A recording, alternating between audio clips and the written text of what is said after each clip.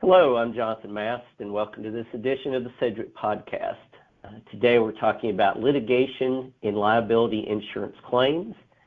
We have two great subject matter experts from Sedgwick with us today, Steve Ellis, Vice President, Liability of Practice, and Max Koonce, Chief Claims Officer for Sedgwick. Thank you both for being with me today. Absolutely. Glad to be here, Jonathan.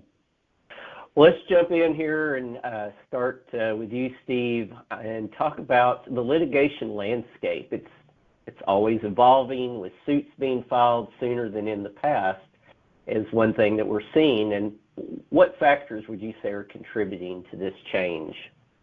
Yeah, there's definitely a few factors that are contributing to this change. What we've seen with the plaintiff bar advertising is really a very aggressive multi-platform approach.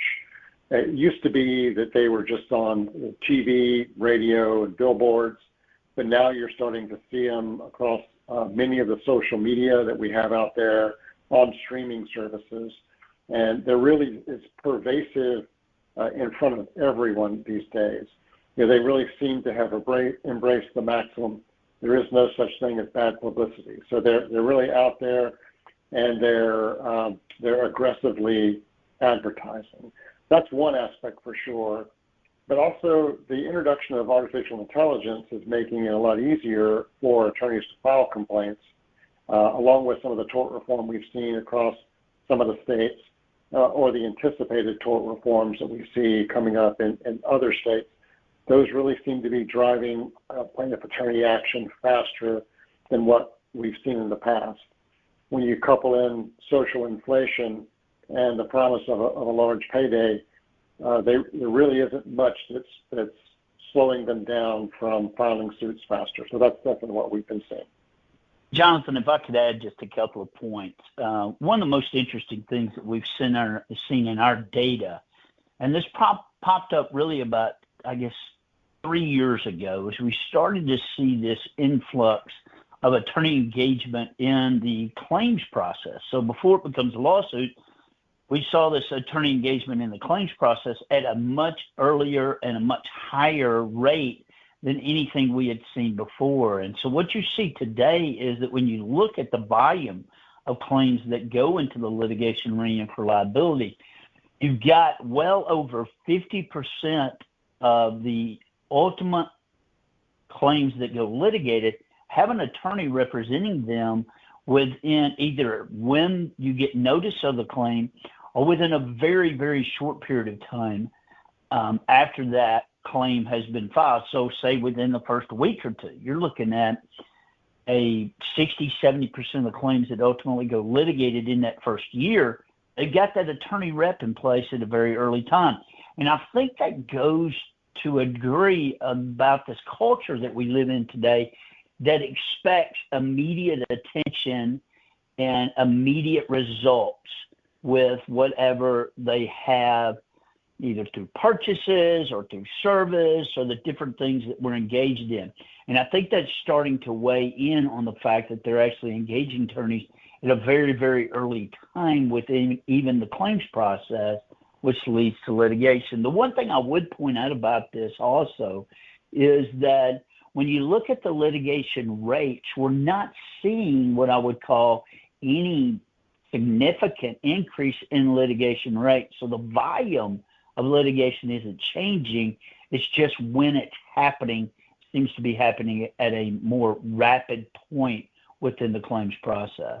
Yeah, that makes sense. And Steve mentioned AI. I mean, sounds like there's nothing in this world that AI isn't touching. So, going from that, then how have plaintiff bar tactics changed, Steve? I think there's probably 4 or 5 things that stand out to me around what the plaintiff bar has been doing lately. We've already talked about advertising, entering into social media, really appealing to that younger consumer base there. Probably the thing that has been the most interesting to me is what we call venue shopping, where plaintiff attorneys have actually been using some of their analytics to determine which venues, which locations are more favorable for them. And judges are starting to allow this change in venue, with what appears to be some rather novel ideas around why they're allowing for that venue change. We're seeing a lot more emotional appeals done by the plaintiff's bar. They really seem to understand social behavior very well. They understand cognitive bias, and they understand how to manipulate people's emotions, particularly on juries. So that's been huge in leading to some of the nuclear verdicts that we've seen out there. Of course, litigation funding's been around for a while. That's a tactic that, while it isn't necessarily new, it really ramped up over the last couple of years. It was primarily because interest rates were just better somewhere else. I think the last thing that I've seen from a plaintiff bar tactics that's really changed is this focus on the impact to the person's life versus the actual medicals. And as an example, there was a case earlier in the year in Georgia where the jury returned a verdict of about $1.6 million on a bicyclist versus bicyclist accident. But the interesting thing was the plaintiff attorneys actually submitted no medicals whatsoever. There were about 160 that the plaintiff had, but they presented none of them into evidence. And they focused solely on the impact to the person's life and the pain that they experienced. And the jury returned, again, a $1.6 million verdict. So those tactics, when taken all together, really become something that we, on the defense side, need to plan against. So all of these plaintiff bar tactics together are really having an impact on results from a litigation perspective. Yeah, and just to kind of wrap it up in all together, so Steve made great points about advertising, venue shopping, emotional appeals, litigation funding, and the focus on the impact to life. What the plaintiff's bar is doing with all of those points and several others is they're learning from each other, and they are actually trading, you could call it trade secrets, that they're educating each other on these different tactics that are working, on these different approaches that are working within the particular venues, and they're sharing that information across the board when you look at the different results that they're getting. And that is one thing that we're seeing to a greater degree today than we have in the past, and that is a concerted effort by the plaintiff's bar to share best practices. And it's something that we have to consider as to how we're countering on the insurance defense side, is how we can get better at doing that ourselves to counter a lot of these tactics that they are using to approach litigation and liability. So, Steve, which strategies have you seen to be effective in avoiding litigation altogether? Well, Jonathan, still the best litigation avoidance strategy, in my opinion, is a timely and detailed claims investigation. One that uses critical thinking skills and a curious mindset to fully explore the situation and understand the facts, and then take all of that and apply an expert analysis of those facts to help determine coverage, liability, and damages in a timely fashion. That's still the best litigation avoidance strategy. Now, taking it a step further, I think it's important that claims professionals be responsive and proactive in their communication. Nothing will generate a lawsuit faster than not being responsive when there's an opportunity to reach out to plaintiff counsel. I would also say, as a claims professional, we need to be objective. Like, we shouldn't take it personal, the things that the plaintiff side says either to us or about us or about our employer.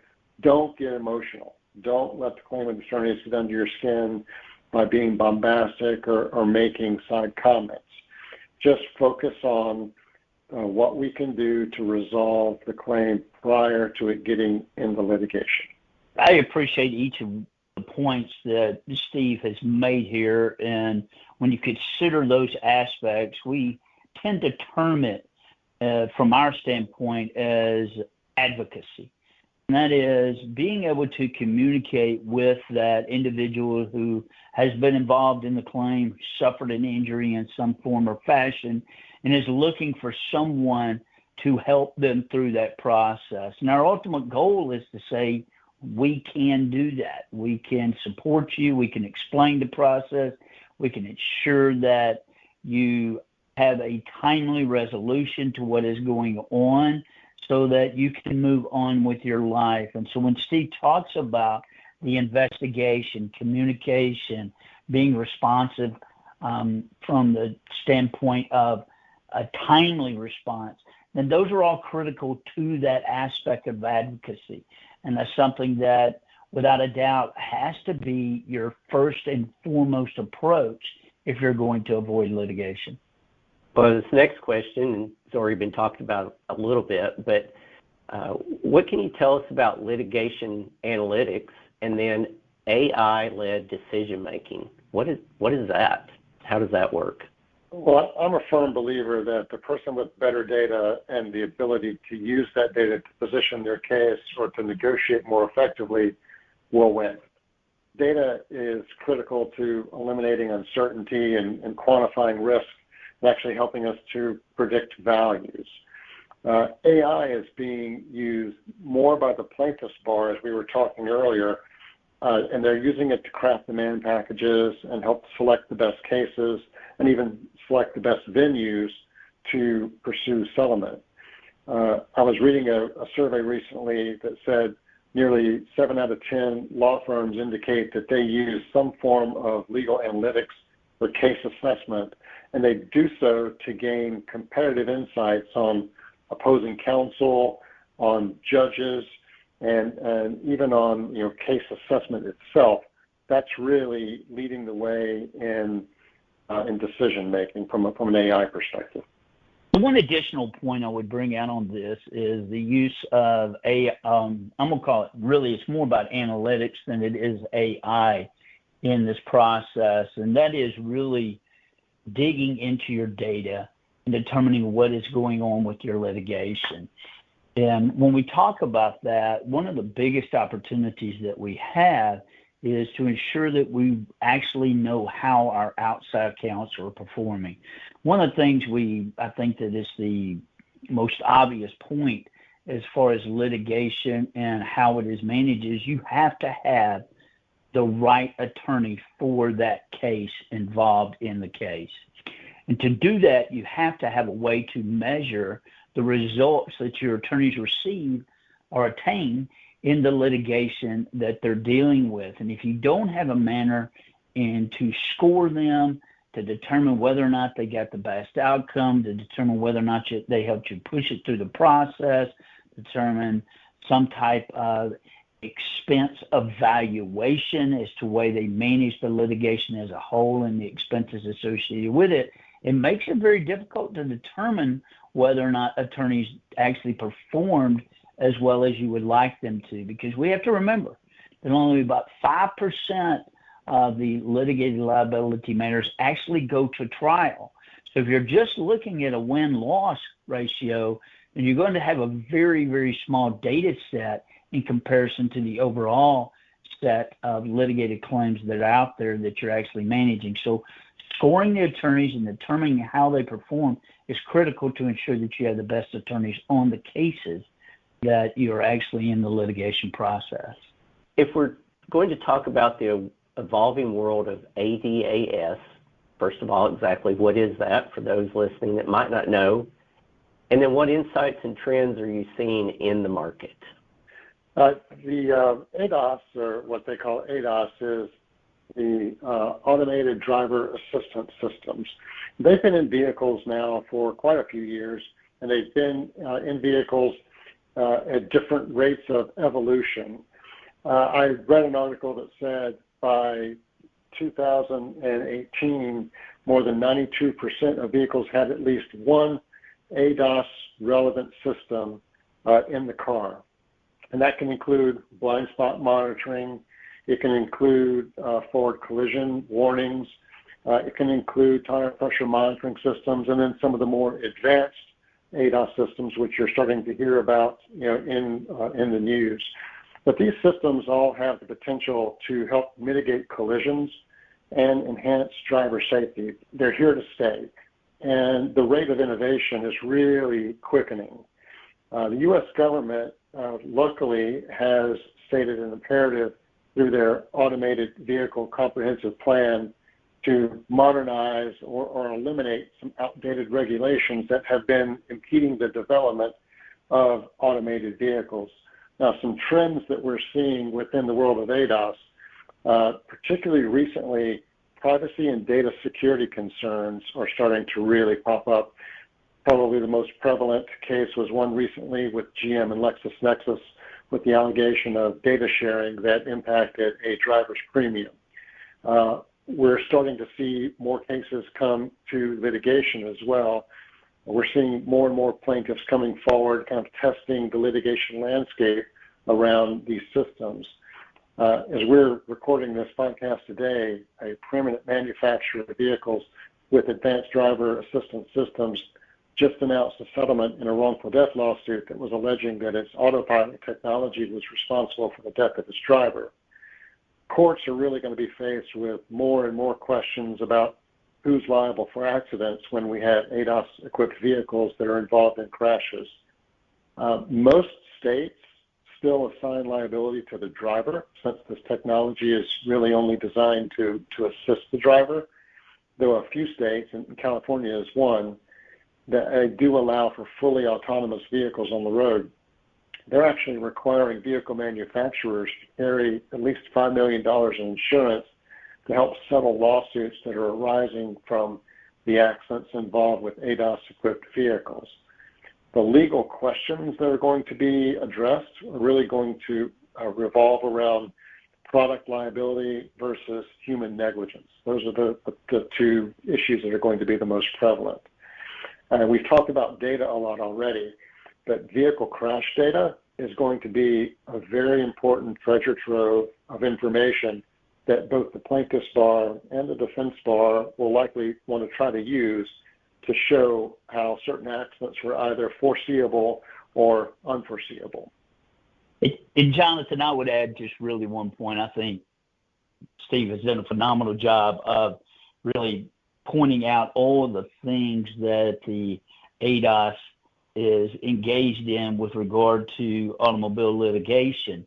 But the one interesting point is we have all these bells and whistles in the cars, and as a result of it, when they're involved in accidents, more things are there that can go wrong. So when you look at it from a property damage standpoint, the one thing that we have to remember that's going to increase as we continue to have more and more of these vehicles with all these types of additions added to them as to assisted driving and all the different technologies associated with that, is when they're in a vehicle and when they're in a collision, it's going to cost more to repair them. And that's going to continue to escalate as we continue over time and these technologies even get more advanced and more prevalent in all vehicles across the board. You both have given a lot of great information, and before we wrap up today, as always, want to hear if there's anything else that the industry or those listening should know about litigation that you see on the horizon coming this year that we ought to take note of. Well, there are a couple things from my perspective. One, I think we're 1 year post Florida tort reform, and I think we're really not fully understanding the impact of Florida tort reform. I think the plaintiff's bar hasn't fully grasped all the changes, and the defense bar is still trying to understand what those changes are as well. One of the big things with litigation in 2024, particularly in Florida, is going to be around boarded medicals. The new law actually says that in order to board medicals, you can only board medicals that are either paid for through insurance, the cost of insurance, or if they're paid for Medicare at 120% of the rate of Medicare, or if they're not paid by insurance, not paid by Medicare, then only what is reasonable and customary costs for those procedures. And if it is what's reasonable and customary, it falls on the defense in order to prove out what's reasonable and customary. But what we're seeing is that the plaintiff's bar is still sending in the unedited medicals. and many of them don't understand about the boarded medical's change in law, but it comes down to the defense being able to look at these medicals, assess them against what the new law is, and then go back to the plaintiff attorney and actually say, no, it's not $150,000 in medicals like you sent me, it's actually $30,000 in medicals. That's going to be a huge shift in our ability to understand the true exposure, particularly in Florida. Now, more globally across the country, attorney representation rates, which are typically a precursor to litigation, are on the increase, particularly in both the GL and auto bodily injury world. Auto BI representation rates are up 2 percentage points from last year, and GL BI is also up about 3 percentage points from last year. So the rise in litigation rates, which while they've not been as steep as we thought they might be, and they've kind of leveled off a little bit, I think there's more still to come simply because the attorney representation rates are starting to be so high. It would not surprise me that we will continue to see, or we will see litigation rates rising again in the future. What I would say as a claims professional is that claims professionals need to aggressively focus on early settlement. Now, I'll admit it hurts my heart a little bit to say we should be making settlement offers without complete information, but we need to be settlement-minded to avoid litigation. I'm not suggesting that we overpay claims just to settle them, but we can take steps towards faster claims resolution. And then the last thing really is plaintiff bar tactics will continue to evolve. That's one thing, as Max has mentioned, they are very well organized, they communicate very well, they change their tactics very fast, and the defense side has traditionally been a little bit slower to respond. Insurance defense can learn a thing or two about the importance of communicating and cooperating with each other and the value that data analytics can bring to the litigation efforts. And those are on my mind when I think about litigation in 2024. And Jonathan, just furthering a little bit about Steve's comment about early resolution and settlement and focusing on resolution in the litigation process especially is really we need to embrace more alternate dispute resolution processes. I mean, it's the ability to get into mediation or arbitration and being able to sit down and discuss the facts, being able to present each side present their opinion as to where things should be going and actually get some numbers out there. So when you have the opportunity to utilize that, I think it's very wise to do so. You never know how a jury is going to respond, especially when you're some of these areas that have been identified as judicial hellholes by the Tort Reform Association. And if you're in one of those, you definitely need to be looking at alternative dispute resolution. Where you have liability, you need to get it resolved as amenable as possible and as rapidly as possible. Just one additional thing, Jonathan, that I would point out is for the last several years, Sedgwick has produced its analysis of what's going on in the liability litigation arena. And we will be producing our 2024 version of that. And it will probably be out, and it's a white paper, will probably be out in the next 60 to 90 days. We'll have that available for folks to look at and really see what our data is telling us about what's going on in the arena of liability litigation. Well, Steve and Max, a really comprehensive look at this topic, and I know there's always more to come, ever changing, but I appreciate you both sharing your insights, and just ask that our listeners keep an eye out on both Sedgwick.com, our LinkedIn channel. As information changes and breaks, we'll keep you up to date. So thank you guys both again for being with me.